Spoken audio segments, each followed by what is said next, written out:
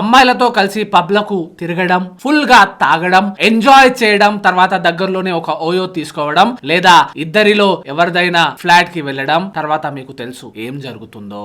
అమ్మాయిలకు ఏంటో కానీ అబ్బాయిలకు మాత్రం ఇవి చేయడంలో చాలా మజా వస్తుంది. కానీ అబ్బాయిలు ఇందులో ఎంత మజా ఉందో అంతే సజా కూడా ఉంది. మీకు ఈ విషయం తెలిసి ఉండాలి. అమ్మాయిలతో డ్రింక్ చేసి దాని తర్వాత ఫిజికల్ అయితే అది రేప్ గా కన్సిడర్ అవుతుంది.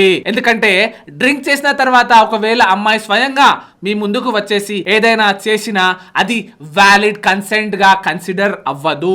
తర్వాత అమ్మాయిలు మార్నింగ్ లేచి నన్ను ఫుల్ గా తాగించి నాతో అలా చేశాడు అని కంప్లైంట్ చేస్తే ఖచ్చితంగా మీపై అండర్ సెక్షన్ 63 ఆఫ్ బిఎన్ఎస్ తో ఎఫ్ఐఆర్ ఫైల్ అవుతుంది. దీనికి 10 సంవత్సరాల జైలు శిక్ష పడుతుంది. కాబట్టి మీకు ఎవరైనా అమ్మాయితో డ్రింక్ చేయాలి అని కోరిక ఉంటే జాగ్రత్త ఉంటే మంచిదని నా యొక్క ఒపీనియన్. లా తెలుసుకోండి, మీకు మీరే లాయర్ అవ్వండి. ఇలాంటి ఇంకా లీగల్ విషయాల కోసం మీ లీగల్ గురువును ఫాలో చేస్తూ ఉండండి. Thank you so much.